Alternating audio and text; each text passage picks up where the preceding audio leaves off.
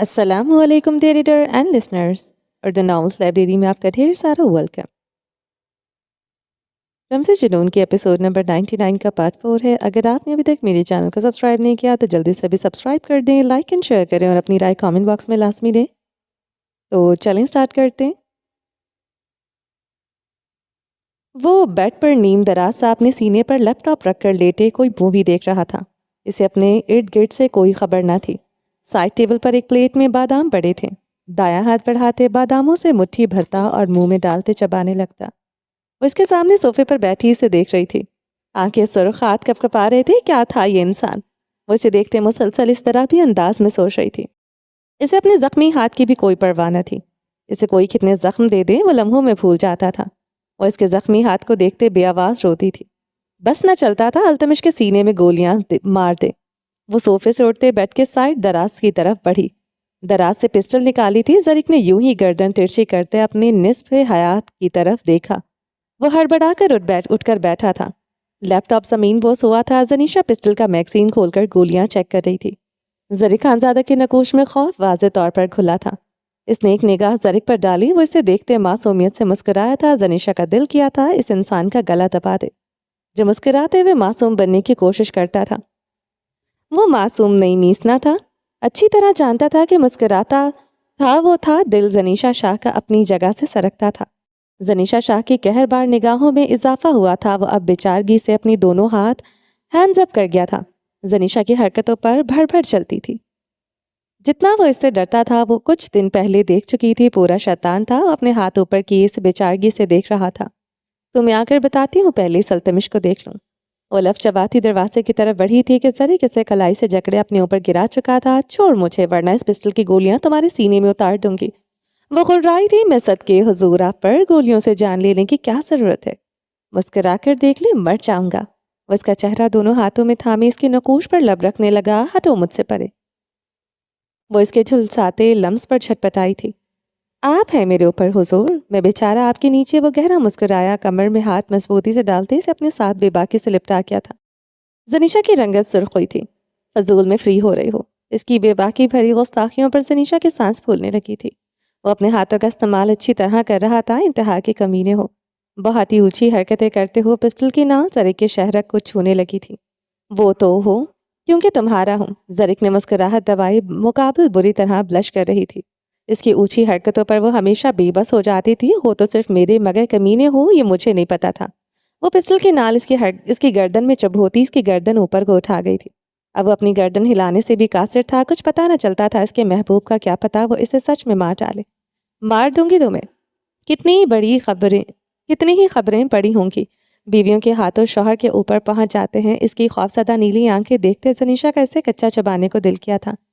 Biker ہی نہیں actor بھی تھا۔ وہ جانتی تھی کیوں پہنچتے ہیں زینی جان۔ تمہیں نہیں پتا؟ وہ اس کی بیئرڈ پر اپنے ہاتھ پھیرتے مسکرائی تھی۔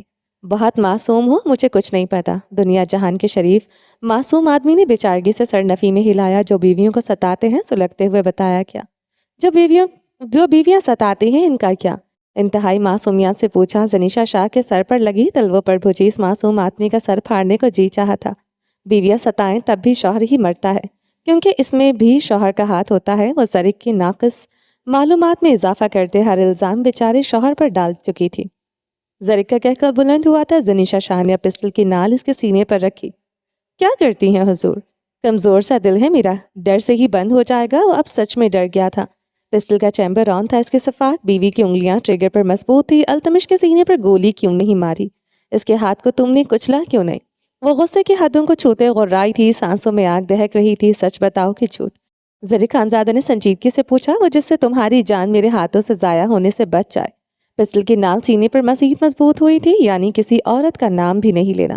وہ زیر لب بڑبڑایا تھا۔ کیا کہا؟ زنیشا کی مکمل توجہ اس کے لبوں کی جنبش پر تھی۔ آج یہ انسان خود کو تباہ کرنے پر تلا تھا۔ وہ اس کے لبوں کی جنبش سمجھ چکی تھی۔ کس عورت کا نام نہیں لینا؟ وہ اس کے لفظ دہراتے پاگل سی ہوئی تھی۔ چکتے ہوئے زرک کے نچلے ہونٹ پر دانت کاڑے۔ کیا کرتی ہو زینی؟ وہ بلبلاتے ہوئے چیخ اٹھا تھا۔ زبان نکالو۔ وہ پسٹل کی نوک اس کی پیشانی پر رکھ گئی تھی۔ کیا ہے حضور؟ راؤنڈ راؤنڈ گھماتی جا رہی ہو؟ کیا ڈارک ویبس دے رہی ہو؟ کہیں انڈر ورلڈ سے تو تمہارا خاندان نہیں تھا؟ آئیبروز کاتے ستائش سے پوچھا۔ زبان نکالو۔ اب جھکتے ہوئے زرک کے گال بے दर्दी से काटा था। नीली आंखों वाले मर्द के झांसे में आज हरगिज नहीं आना था। जरीक ने कराहते हुए अपनी जुबान बाहर निकाली। जनीशा ने साइड दराज से छोटा सा चाकू निकालते जरीक की जुबान पर रखा। जरीक खानजादा की पेशानी पर पसीने के कतरे नमूदार हुए थे। इसकी बीवी से बढ़कर खतरनाक कोई ना था। आइंदा अगर तुम्हारे लबों से किसी दूसरी औरत का नाम भी निकला, तुम्हारी जुबान के टुकड़े टुकड़े कर दूंगी। वो सर हिलाते अपनी साइको बीवी की धमकियां सुन रहा था। जो हुक्म हुजूर, शराफत से कहते जुबान मुंह के अंदर की, निकालो जुबान बाहर। जनीशा को इस शरीफ आदमी पर जरा तरस नहीं आया था। जरीक ने डरते हुए फिर से जुबान बाहर निकाली। शाइल या किसी भी दूसरी सूरत को, दूसरी औरत को ये एक निगाह भी देखा, आंखें निकाल दूंगी। इस धमकी पर वो कानों को हाथ लगाते से यकीन दिला रहा था, ऐसा कभी नहीं होगा। बड़ा आया मासूम आदमी, वो खफगी से बड़बड़ाई थी। इस तरह की हरकतें करके इसका दिल नर्म कर देता था। जरीक ने इसकी एक्सप्रेशन नर्म पड़ते देखते इसके हाथ से चाकू लिया, मगर पिस्टल अभी तक जनीशा के हाथ में थी। जरीक खानजादा की सांसें अब कुछ हद तक बहाल थी। बता क्यों नहीं अल्तमिश को मारा? वो इसकी अटकती सांसों पर ही अब पिस्टल की नोक रख गई थी। जिमर, जनीशा की सिर्फ निगाह पर जरीक ने अपना लब दांतों तले दबाया। मेरा मतलब है मेरी बहन। जिमर का ख्याल आ गया। जिमर का बहन कहने पर जनीशा के लबों पर मुस्कुराहट आई, जिसे वो छुपा गई थी। हर अदा इस मर्द की इसे पागल कर देती थी। ड्रामेबाज। वो इसकी खौफसदा चेहरे को देखते दांत पीस गई थी। जरीक के सीने पर सर रखा था और जरीक मुस्कुराते हुए इसके गिर्द अपने मजबूत हाथ लपेट गया था। वो अभी भी इसके सीने पर पिस्टल की नाल फेर रही थी। I love you. जनीशा को शिद्दत से खुद के साथ लिपटाते इसके हाथ से पिस्टल लेने की कोशिश की। I hate you. और ब्लश करते गुर्राई, पिस्टल नहीं दी, छोड़ूंगी नहीं तो अल्तमिश को। ऊपर होते इसे फिर से धमकी दी थी। जरीक इसके ब्लश करते चेहरे को देखते मुस्कुरा रहा था। हर वक्त मुस्कुराते हो, इसलिए तुम्हें कोई कुछ भी कह देता है, पता है तुम पलट कर वार नहीं करोगे। इस मासूम आदमी को इसका कसूर बताया, इस मुस्कुराहट पर ही तो वो वारी जाती थी। फिर तो मुझ जैसे आदमी से सबको खौफ खाना चाहिए। जब मैं वार करूंगा तो जानती हो कितना खतरनाक हो सकता है। शरीफ आदमी अपनी शराफत छोड़ता है तो इससे बड़ा बदमाश कोई नहीं होता। जनीशा इसकी बात पर बुरी तरह सटपटाई थी। चेहरे का रंग बदला था, बदन पर लड़सा सा तारी हुआ था। वो लब दांतों तले दबाए निगाहें चुका गई थी। जब वो इसकी हकीकत जानेगा तो क्या वो सफाकी में सबको पीछे छोड़ देगा? जनीशा का दिल खौफ से धड़कने लगा। बड़े आए तुम फन्ने खां। वो नखवत से बोलते अपने नखोश में घुलती सरह सिंगी छुपा गई थी। अभी तुम्हें बताता हूँ मैं क्या चीज़ हूँ। वो बड़बड़ाते हुए से अपनी नीचे कर गया था। जनीशा इसका चेहरा दोनों हाथों में थामे मुस्कुराई थी। वो इसी लम्हे चारों शानी चित हुआ था। इस तरह मुस्कुराकर मेरी जान से खेलती हो?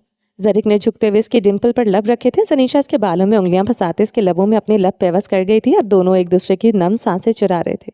माफ़ी नहीं मिलेगी जनी जान। अब मुझसे तंग पड़ते मुझे खुद से दूर ढकेला, तुम्हारी जान ले लूँगा। वो मुकम्मल तौर पर बहकते हुए ऊपर होते अपनी शर्ट उतारते दूर उछाल चुका था। इसकी गर्दन पर झुका ही था कि दरवाज़ा धड़ धड़ बजने लगा। जरीक ने एक निगाह बंद दरवाजे को देखा। दूसरे लम्हे कंबल अच्छी तरह खुद पर डाले वो जनीशा की गर्दन पर अपनी सुलगती सौगातें देने लगा।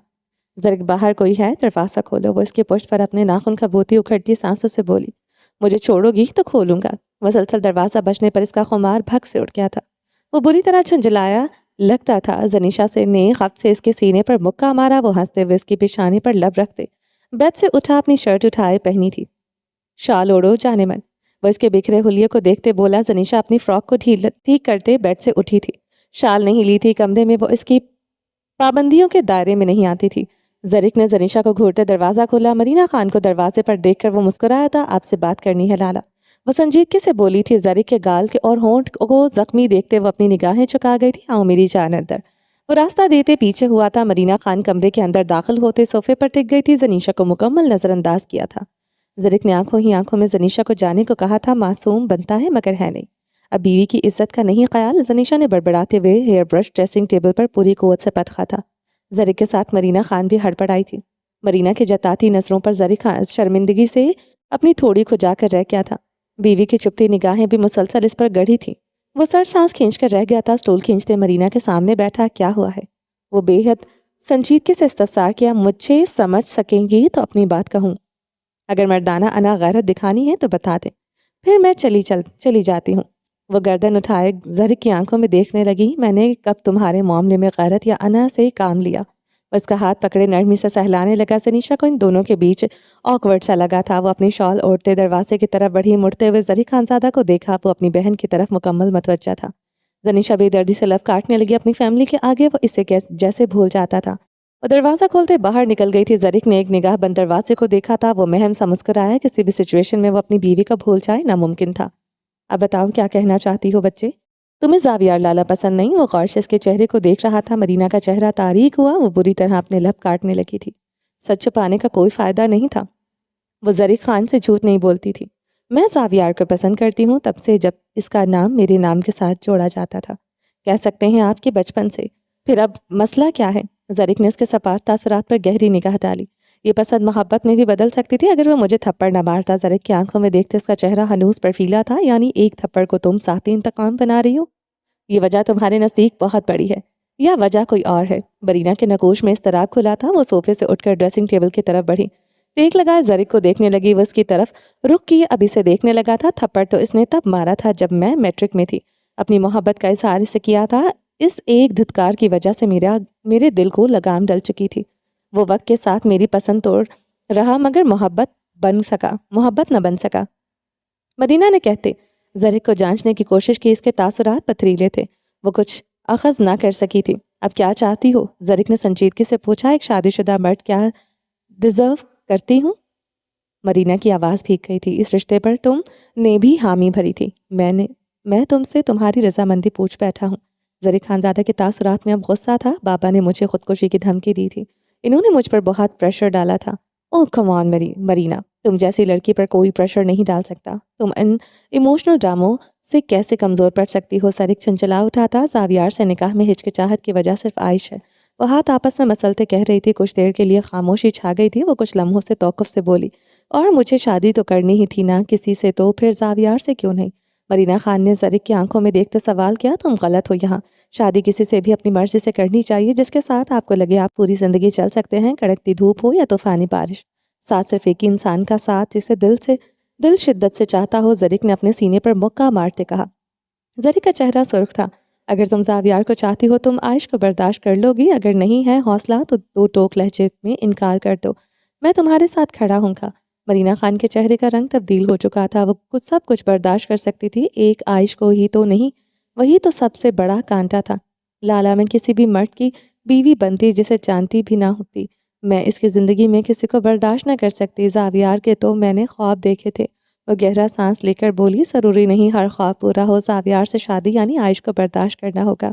اگر تم نے باقی عورتوں کی طرح چھوٹی سوچ رکھنی ہے تو نہ اپنی زندگی برباد کرو اور نہ عائش کی۔ وہ دو ٹوک لہجے میں بولا تھا۔ دنیا کی کوئی عورت دوسری عورت برداشت نہیں کر سکتی، یہ آسان نہیں ہے۔ وہ چٹک کر بولی تھی۔ وہ سنجیدگی سے اسے دیکھنے لگا تھا۔ اور آپ کو مجھ سے زیادہ عائش کی پرواہ ہے؟ مرینا زرق کے سنجیدہ تاثرات دیکھتے جیسے رو دینے کو تھی۔ وہ اس سے زیادہ عائش کی پرواہ کر رہا تھا۔ تم جیسی لڑکی سے مجھے ان سب باتوں کی امید نہیں تھی۔ زرق نے اسے دیکھتے افسوس سے سر ہلایا۔ مرینا لب کھینچتے خاموشی سے اسے دیکھتی رہی۔ اس سے آنکھیں پانی سے لبریز تھی۔ زرق اٹھتے اس کے مقابل نان کھڑا ہوا تھا۔ میں انسانیت کے ناطے عائش پر ترس کھا سکتا ہوں، دوستی کے ناطے بھی کہہ سکتی ہو، مگر جہاں تم ہو وہاں کوئی نہیں ہو سکتا، یہاں تک کہ 1% بھی عائش نہیں۔ وہ بولتے بولتے رکا تھا۔ تم اچھی طرح جانتی ہو ونی میں آئی عورت کا کیا مقام ہوتا ہے۔ اگر اس کے مقابل خاندانی عورت آ جائے تو اس کی حیثیت مزید دو کوڑے کی ہو جاتی ہے۔ لالا کا رویہ اس کے ساتھ مزید برا ہو جائے گا۔ تمہارے ساتھ وہ کوئی ناانصافی نہیں کر سکتی، یہ تم اچھی طرح جانتی ہو۔ اس لیے تم میں سے یہ گمان رکھ سکتا ہوں کہ تم تو کم از کم عائش کے ساتھ ناانصافی نہیں کرو گی۔ وہ زرق کی باتوں پر مسلسل نفی میں سر ہلا رہی تھی۔ جھوٹ ردی سب کتابیں باتی۔ وہ تلخی سے مسکرائی تھی۔ جھوٹ منافقت سے مجھے نفرت ہے۔ جھوٹا منافق ہونے سے بہتر ہے انسان غاصب ہو جائے۔ مرینا کی بات پر زرق خان کے جبڑے بھینچے تھے۔ یعنی تم بھی وہی سب کچھ کرو گی جو ہر عورت کرتی ہے، عائش کا حق مارو گی؟ زرق کے سوال پر مرینا کے تاثرات سخت رہے۔ زرق گہری سانس لے کر کمرے میں چکر لگانے لگا۔ تم اس رشتے سے انکار کر دو مرینا، میں دیکھ لوں گا۔ زرق نے رکتے ہوئے سے کہا، کارڈز بٹ چکے ہیں۔ حویلی میں رسمیں ڈھولک شروع ہو چکی ہیں۔ آدھا خاندان کو پتہ چل چکا ہے، تمہارا مسئلہ نہیں ہے۔ وہ ضد چھوتے اس کی بات کاٹتے بھڑکا تھا۔ لالا میں اپنی مرضی سے زاویار سے نکاح کر رہی ہوں، ایسا نہیں ہے۔ وہ مجھے نہ تو ملا، میں مر جاؤں گی، مجھے لگتا ہے وہ مجھے ملا تو مر جاؤں گی۔ زرق اسے سنجیدگی سے دیکھتے بمشکل خود پر قابو پائے ہوئے تھا۔ وہ کیا چاہتی تھی وہ سمجھ نہ پا رہا تھا۔ زاویار نہ صحیح، زاویار جیسا مرد میرے حصے میں آئے گا تو زاویار ہی کیوں نہیں، عائش کو اس کی زندگی سے جانا ہی ہوگا۔ غلط کر رہی ہو تم۔ شادی جوا نہیں کر رہا نہیں کہ شادی جوا نہیں کہ ہار گئے تو کوئی بات نہیں، آپ نے بھی تو جوا کھیلا ہے، ہار جیت کا تو ابھی آپ کا فیصلہ بھی نہیں ہوا۔ مرینا کی بات پر زرق کی رنگت سرخ پڑی تھی۔ وہ اسے زرد نگاہوں سے دیکھنے لگا۔ زنیشا جس طرح کی ہے، زاویار تو اس سے بہتر، بہت بہتر ہے۔ اگر آپ زنیشا کو برداشت کر سکتے ہیں، میں بھی آپ کی بہن ہوں، زاویار کو برداشت کر لوں گی۔ مرد عورت میں فرق، بہت فرق ہوتا ہے مرینا۔ مرد اول تو محبت کرتا نہیں، جب کر لے تو محبت سے منہ کبھی نہیں موڑتا۔ عورت ہر بات کو محبت کا نام دے دیتی ہے۔ وہ جتنی جلدی محبت کرتی ہے اتنی جلدی محبت سے منہ موڑ لیتی ہے۔ تم کل کو پچھتاؤ گے، پھر اس شادی سے نکلنا مشکل ہوگا۔ یعنی آپ کہنا چاہتے ہیں زنیشا نے کبھی آپ سے محبت نہیں کی؟ وہ کبھی آپ کی محبت سے منہ موڑ لے گی؟ مرینا سینے پر ہاتھ باندھتے مسکرائی تھی۔ میں تمہاری بات کر رہا ہوں۔ وہ بھی سینے پر ہاتھ باندھ کیا تھا۔ میں نے نہیں کہا میں زاویار سے محبت کرتی ہوں، مگر میں اس سے نکاح کروں گی، لیکن عائش ملک کو اس کی زندگی سے جاننا ہوگا۔ وہ کہتے دروازے کی طرف بڑھی تھی۔ اگر یہ اتنا آسان ہوتا تو تم میرے پاس مدد کے لیے نہ آتی۔ تم مجھ سے یہی چاہتی تھی کہ میں عائش کو اس کی زندگی سے نکال دوں، تو یہ بہت مشکل ہے۔ ذرے کی بات پر وہ رک گئی تھی۔ آسان نہیں ہے، مگر مشکل بھی نہیں لالا۔ وہ پلٹی تھی۔ کیا کرو گے یہ سب کر کے؟ عائش کی حیثیت آگے ہی 2 کوڑی کی ہے۔ وہ اس کے قریب آتے بولا، اسے مزید 2 کوڑی کا ہونا پڑے گا۔ وہ بالکل سنجیدہ تھی۔ تم خود غرض ہو۔ زرک نے افسوس سے کہا تھا۔ میں منافق نہیں، وہ سوگ سے کہا۔ تم اس کی ہی نہیں، اپنی زندگی سے بھی کھیل رہی ہو۔ مرینا کو وارن کیا۔ اپنی زندگی سے کھیل رہی ہوں؟ یہاں سے دیکھ لیں میں کتنی سیریس ہوں۔ اطمینان سے کہا، مگر کیوں؟ پتہ نہیں، تم نیگیٹو ہو رہی ہو۔ میں نیگیٹو انسان کو اپنی زندگی کا حصہ بنانے جا رہی ہوں۔ زرک اب جھنجھلاتے ہوئے اپنی تھوڑی کو کھجانے لگا۔ لالا سے کوئی امید مت رکھو۔ غصے سے مرینا کو تنبیہ کی۔ مجھے کسی سے کوئی امید نہیں، کندھے اچکاتے کہا۔ برا بھی ہو سکتا ہے تمہارے ساتھ۔ انگلی اٹھائے پھر سے وارن کیا۔ اچھے کی امید بھی نہیں۔ مرینا کے چہرے پر بلا کا اطمینان تھا۔ آگ کے ساتھ کھیل رہی ہو، وہ زچ ہوا تھا۔ میں خود آگ ہوں، بہن ہو میری۔ کہنا تو نہیں چاہیے، مگر وہ رکا تھا۔ بھاڑ میں جاؤ، وہ دانت پیستے بولا۔ شکریہ لالا۔ وہ تندہی سے کہتے کمرے سے نکل گئی تھی۔ وہ اپنے زخمی ہاتھ کا مکہ دیوار پر مارتے کراہ اٹھا تھا۔ وہ بڑبڑایا، عورتوں کا ستایا ہوا بیچارہ معصوم آدمی۔ اب ان عورتوں میں بہن بھی شامل ہو چکی تھی۔ وہ صوفے پر بیٹھا، سگریٹ لبوں میں دبائے ہوئے تھا، سیاہ شلوار قمیض پہنے ہوئے تھا۔ آنکھوں میں نیند کی تھکن نہیں، سرد راتوں کی وحشت تھی۔ وہ جاگتا تھا مگر سویا ہوا لگتا تھا۔ اس کی آنکھوں میں رات جگے کی تھکن واضح تھی۔ وہ بیڈ پر کمبل میں لپٹی مدھم سا سسک رہی تھی۔ زاویار نے اپنی سرخ آنکھیں اس پر گاڑی تھی، ورنہ خود سوتا نہ تھا، اسے سکون لینے دے رہا تھا۔ ایک ضد تھی جو دل سے نہیں، کسی درندے کی جبلت سے جنم لیتی ہے۔ ایک جنون جو ختم ہونے کے انکاری تھا۔ اپنے دل کی سو دوزیاں وہ عائش ملک کے کھاتے میں ڈال چکا تھا۔ تمہیں لگتا ہے مرینا سے نکاح کرنے کے بعد تم سے میری جان چھوٹ جائے گی؟ اس نے سلگتے ہوئے سوال داغا۔ عائش کمبل چہرے پر تانے خاموش رہی تھی۔ گھٹی گھٹی سسکیاں وہ حلق میں گھوٹ چکی تھی، جیسے اس مرد لفظوں سے بھی پناہ چاہ رہی ہو۔ یہ بند کرو یہ ماتمی سسکیاں، ایسا کیا کیا ہے میں نے؟ وہ معصوم بننے کی شاندار ایکٹنگ کر رہا تھا۔ وہ اچھی طرح سے جانتا تھا وہ کیا کر رہا ہے۔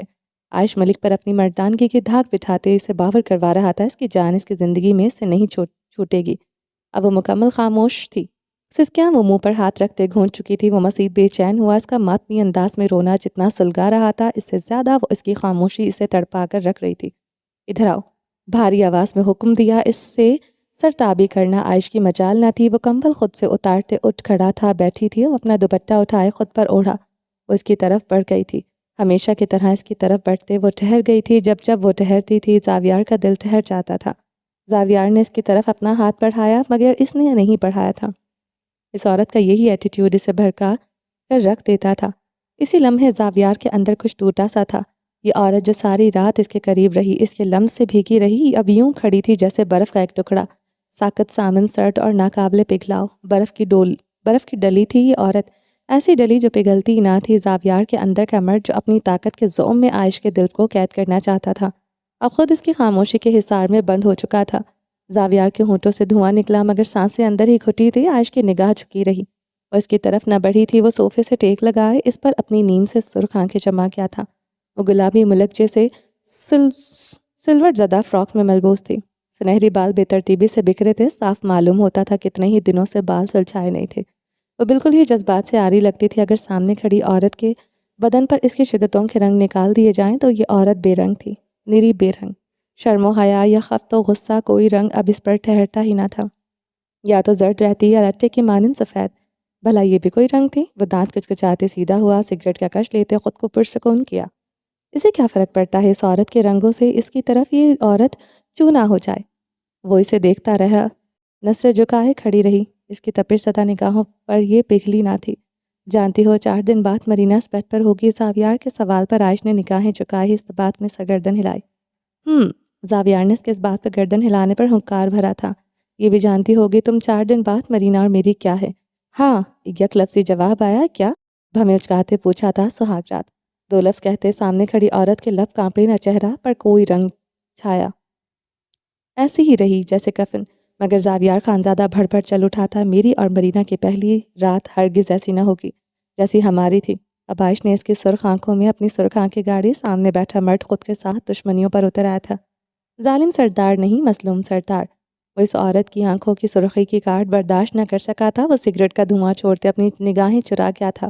مرینا اور میری رات ویسے ہوگی جیسے اب ہر روز تمہارے ساتھ ہوتی ہے۔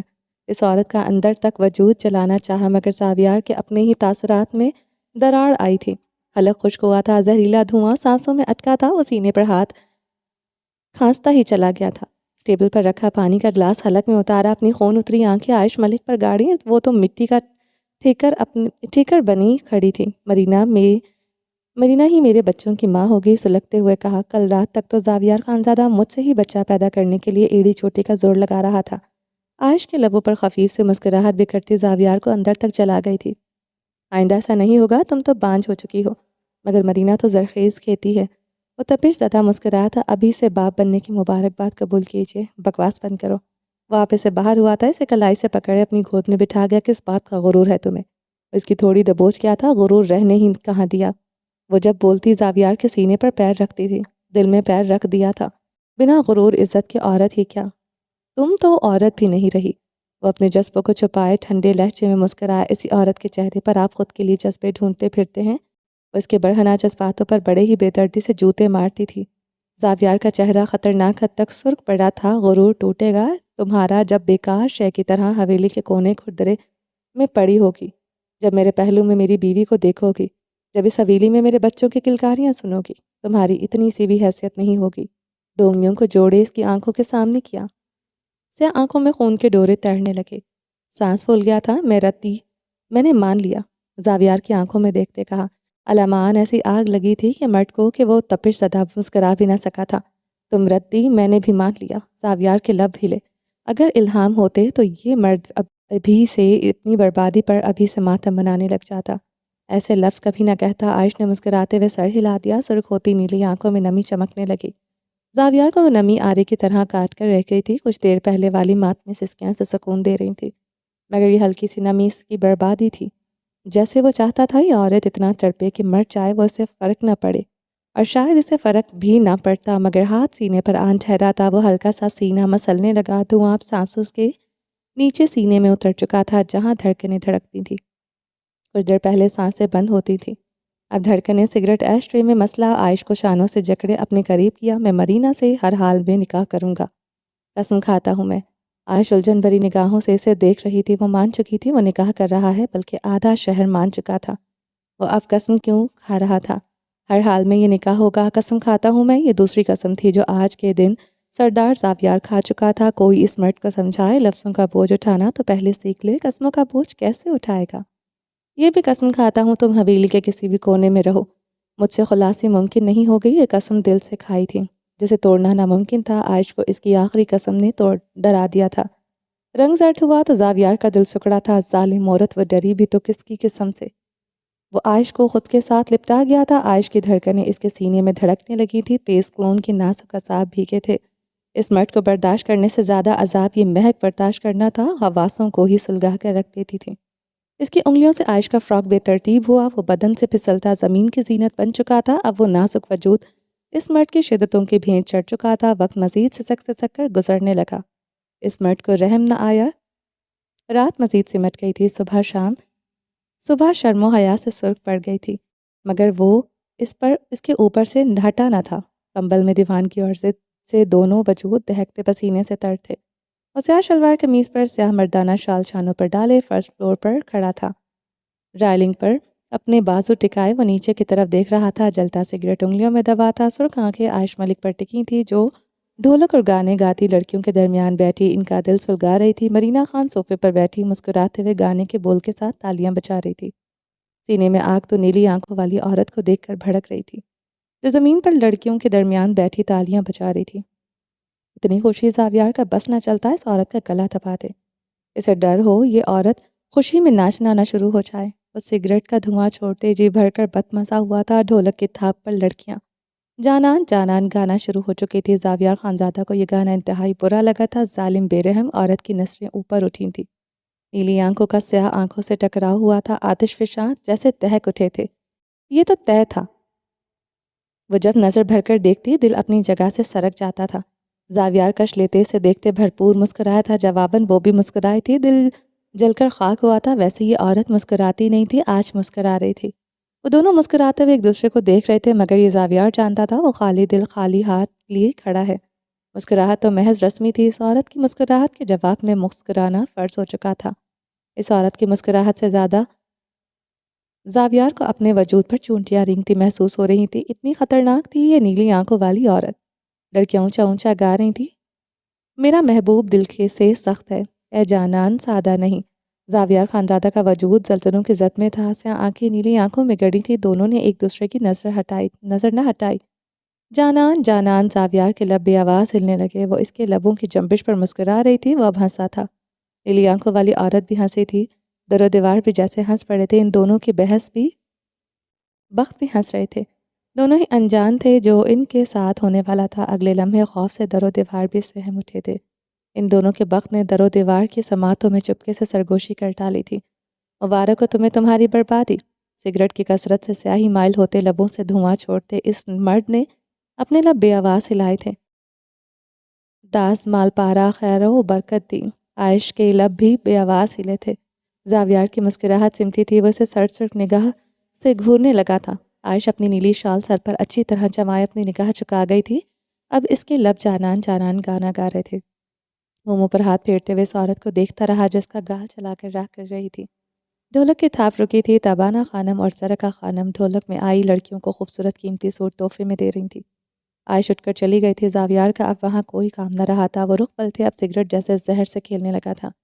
عائش اور سب ملازماؤں کو بلا کر لاؤ۔ تابانہ خان پاس کھڑی کسی ملازمہ سے مخاطب تھی۔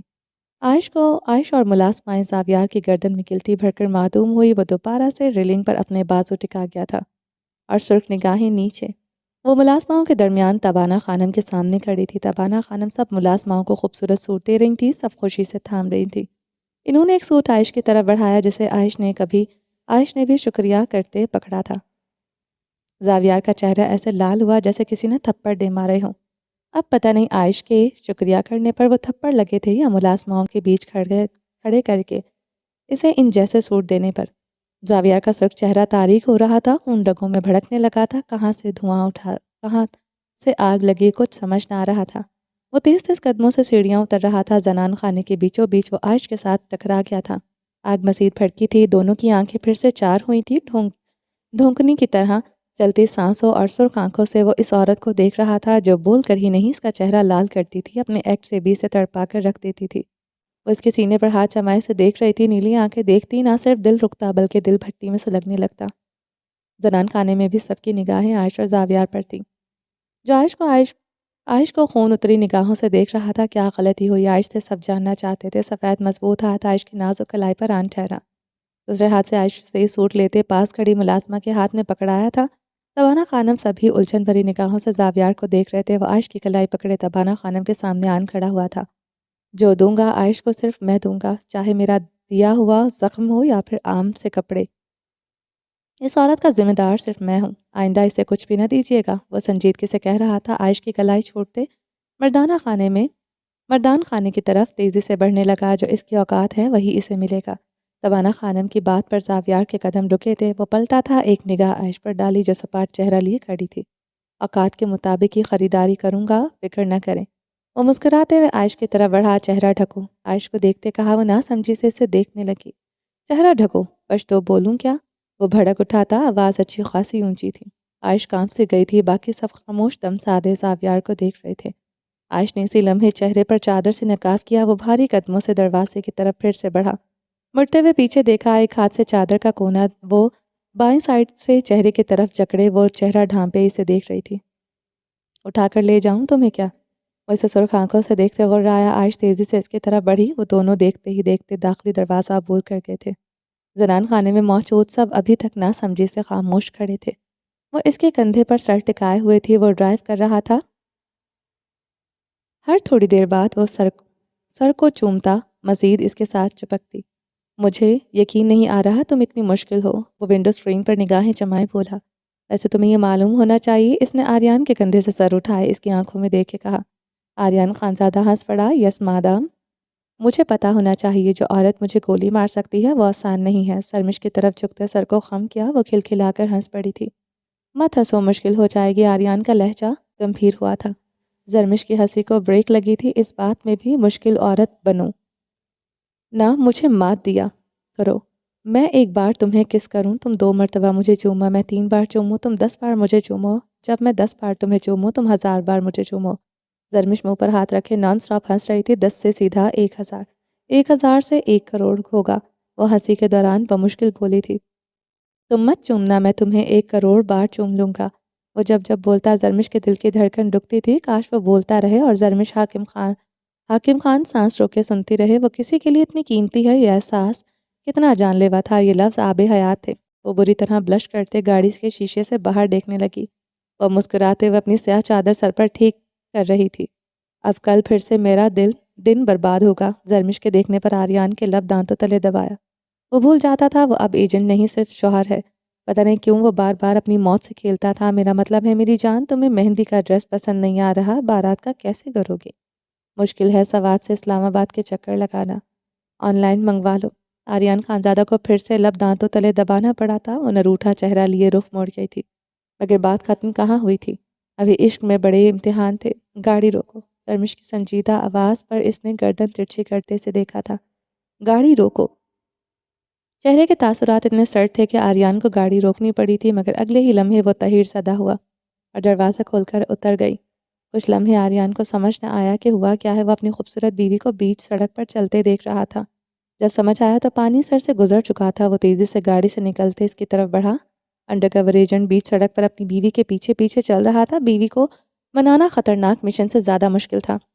بیوی کے سامنے جب بھی بولو سچ بول کر، سوچ سمجھ کر بولو۔ وہ ایک رول اچھی طرح سے ذہن نشین کر چکا تھا، مگر یہ سب تو اس نے سوچ سمجھ کر کہا تھا، پھر بھی غلطی ہو گئی۔ پسندیدہ عورت تو الجبرا سے بھی زیادہ پیچیدہ ہوتی ہے۔ وہ سر سانس بھر کر رہ گیا تھا۔ وہ زرمش کی طرف بڑھتے اسے بازو سے جکڑے اپنے قریب کر گیا تھا۔ جب تمہارا وقت برباد ہوتا ہے تو یہاں کیا کر رہی ہو؟ جاؤ اپنا راستہ ناپو۔ اس کی مسز خان بولتی بھی ہے اور ایسے بولتی ہے۔ وہ حیران تھا۔ اب اس مرد کو کچھ ایسا کہنا تھا جو اس کی بیوی کے چہرے پر مسکراہٹ لے آئے۔ دوسرا رول، جو بیوی کہے اس سے الٹ کہو۔ وہ زرمش کو بغور دیکھتے مسکراتے ہوئے سوچ رہا تھا، تم روٹھی بے حد خوبصورت لگتی ہو، میرا بس چلے تو میں تمہیں دن رات ناراض کروں۔ وہ اس کی طرف جھکا تھا۔ وہ بلش ہوئی تھی۔ آریان کے لبوں کو مہم سے مسکراہٹ نے چھوا تھا۔ تو اس کے لیے ناراض کرتے ہو؟ تیکھے چتوان اٹھائے پوچھا۔ ہائے رے قربان اس کی مسز خان کی معصومیت پر۔ ایسا ہی ہے میری جان۔ مسکراتے ہوئے اس کے پیشانے پر لب رکھے یہ لمح زندگی کا تھا۔ نگاہوں نے جھکنا ہی نہیں تھا۔ میرے ساتھ وقت برباد ہوتا ہے تمہارا؟ نظریں اٹھاتے خفگی سے پوچھا۔ بالکل نہیں، تم جو کہو گی جہاں کہو گی لے چلوں گا، جہنم چلنا چاہو وہاں بھی چل پڑوں گا۔ وہ ہنسنے لگی تھی، چہرے پر ہاتھ رکھے بری طرح ہنس رہی تھی۔ آریان مسکراتے ہوئے اسے دیکھنے لگا۔ یہ ہنسی اس کی قید تھی۔ وہ دن بدن اس دلدل میں گرتا چلا جا رہا تھا۔ یہ عورت دلدل تھی جس سے بچنا ناممکن تھا۔ بیچ سڑک پر انڈر کور ایجنٹ اپنی بیوی کی آنکھوں سے نکلتے پانی کو اپنی انگلیوں کے پوروں سے صاف کر رہا تھا۔ کیسا منظر تھا یہ کہ سوات کے پہاڑ مسکرا اٹھے تھے۔ درختوں نے بلائیں اتاری تھی۔ سورج نظر لگنے کے ڈر سے پہاڑوں کے عقب میں جا چھپا تھا۔ سبز آنکھوں والا مرد اپنی زندگی کو اپنے بازو کے حلقے میں لیے گاڑی کی طرف بڑھ گیا تھا۔ چلیں جی باقی کا نیکسٹ ایپیسوڈ میں کنٹینیو کریں گے۔ امید ہے آپ کو یہ ایپیسوڈ پسند آئی ہوگی۔ اگر آپ نے ابھی تک میرے چینل کو سبسکرائب نہیں کیا تو جلدی سے ابھی سبسکرائب کر دیں، لائک اینڈ شیئر کریں اور اپنی رائے کامنٹ باکس میں لازمی دیں۔ اپنا ڈھیر سارا خیال رکھیے گا۔ تو ہم یاد رکھیے گا، ملتے ہیں نیکسٹ ایپیسوڈ کے ساتھ۔ تب تک کے لیے اللہ حافظ۔